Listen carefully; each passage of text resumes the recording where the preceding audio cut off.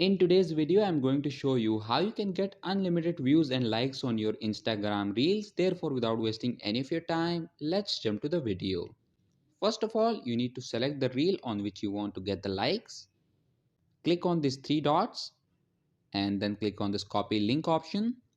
Once the link is copied, you need to open your internet browser and in the search bar, you need to type qlist.com, qlizz.com.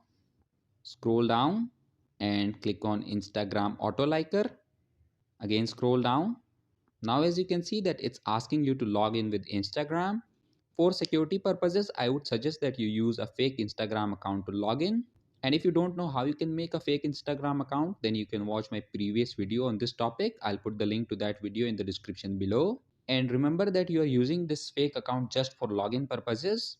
You will get the likes and views on your original reel. So log into the fake Instagram account. Once you have entered the username and password, click on login with Instagram. Again scroll down and click on this Instagram auto liker option. Scroll down one more time. Now in this box you need to paste the link of your Instagram reel.